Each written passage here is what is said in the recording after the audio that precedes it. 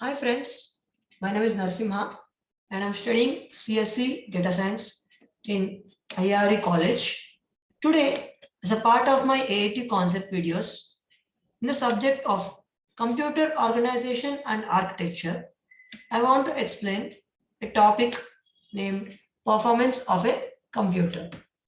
So as we all know, nowadays we are living in a computerized world, which means we are living with an electric gadget such as a computer or a laptop or a tablet, etc.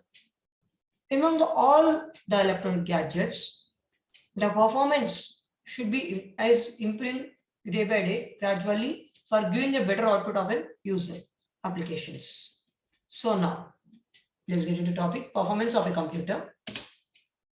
Examples and types of computer. Here we can see some of the types of computers such as desktop computer, laptop, netbook, hybrid, tablet, and smartphone. Here, compared to all, means we are coming from one example to other example, the performance of a computer is gradually increased. Coming to desktop computer and laptop, the space is decreased, and coming to laptop and netbook, the flexibility of the computer is increased. And coming to netbook to the hybrid, the Bluetooth connection is increased.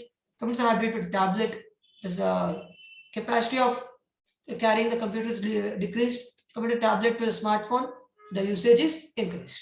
This the performance of a computer is gradually increasing day by day. Now, how we will know that performance is getting increased? Are there in units? Are there in process? We will getting to them to know in coming slides. Coming to performance of a computer. Computer performance is the amount of work accomplished by a computer system. Means the amount of work done by a computer will decide the performance of a computer, which is computer performance. The word performance in computer performance means how well is the computer doing the work it is supposed to do. It basically depends on response time, throughput, and execution time of a computer system. Which I have said before, for measuring the computer performance, there are three categories to measure the computer performance, that are response time, throughput, and execution time of a computer system. Let us know about each thing separately. Coming to the response time. Response time is a time from start to completion of a task. This also includes operating system overhead, waiting for I or O, that is input or output and other processes, accessing disk and memory, time spent executing on the CPU or execution time. Response time is the time from start of the to completion of a task.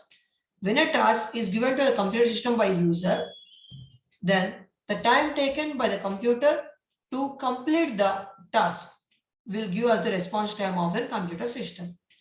This includes the aspects, means the subtopics such as operating system, overhead, and the waiting time of an input or output functions or other process to be completed by the task, and accessing disk and memory, time spent executing on the CPU or execution, time spent by the CPU for completing the execution of the task.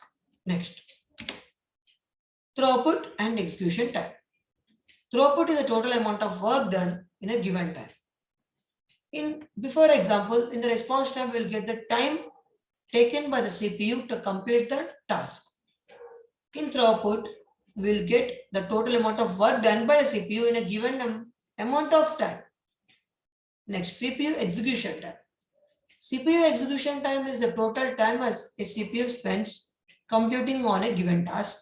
It also excludes time for IO or running other programs. This is also referred to as simply CPU time.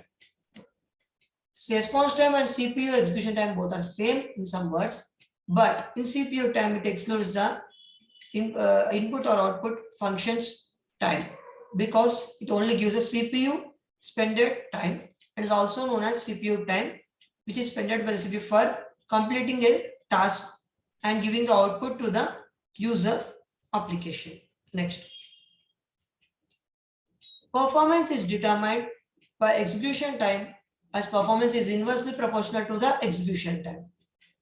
Which means the computer performance is inversely proportional to the execution time, which is shortly shown as performance is equals to 1 by execution time, and performance of A by performance of B is equals to execution time of B by execution time of A. Here we are considering two computer systems, that is A and B, which is indicated as A and B. Now, as we got a condition that is performance is inversely proportional to the execution time, now to frame an equation, we will know that performance of A by performance of B is equals to execution time of B by execution time of A. That means if given that processor A is faster than the processor of B, that means execution time of A is less than that of execution time of B. Therefore, we can conclude that performance of A is greater than that of performance of B. From above condition, we can get if the processor of A is faster than processor of B, then we can say performance of A is greater than performance of B, because computer performance is inversely proportional to the execution time. Next, let us take an example for better understanding of a performance of a computer. Machine A runs a program in 100 seconds, while machine B runs the same program in 125 seconds. Find which machine has better performance. Here we have given two machines which are indicated as capital A and B, and given the execution time, that is 100 seconds of the program executed by machine A and 125 seconds of a same program executed by machine B. Now, to know which machine has better performance, as we got the before condition, performance of A by performance of B is equals to execution time of B by execution time of A, which is equals to 125, which is execution time of B, by 100, which is execution time of A. We'll get 1.25. That means machine A is 1.25 times faster than machine B. So we can conclude that machine A is better machine compared to machine B, because the execution time of A is less than execution time of machine B. So now, and the time to execute a given program can be computed as execution time is equals to CPU clock cycles into clock cycles time, since clock cycle time and clock rate are reciprocals. So execution time is equal to CPU clock cycles by clock rate. The number of CPU clock cycles can be determined by CPU clock cycles is equal to number of instructions by program into clock cycles by instruction, which is equals to instruction count into CPI. Here, knowing about the execution time is one process, which is performance is equal to inversely proportional to the execution time, and the other process is execution time is equals to CPU clock cycles divided by clock rate. We can find the CPU clock cycles. The formula is number of instructions by program into clock cycles by instruction, which is also equals to instruction count into CPI. Next, which gives execution time is equals to instruction count into CPU into clock cycle time, which is equals to instruction count into CPI into clock rate. This is one formula for knowing the execution time of an CPU.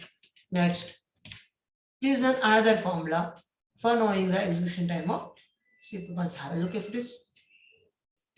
The units for CPU execution time are clock ticks or seconds. We will measure the CPU execution time in the units such as clock ticks or seconds. Now, how to improve performance? All the gadgets, electronic gadgets or computers which we are using up till date or up to date are mainly preferable based on their performance upon user applications. So, how we have to improve the performance of a computer? We are going to know now. To improve performance, you can either decrease the CPI, which means clock cycles per instruction, by using new hardware.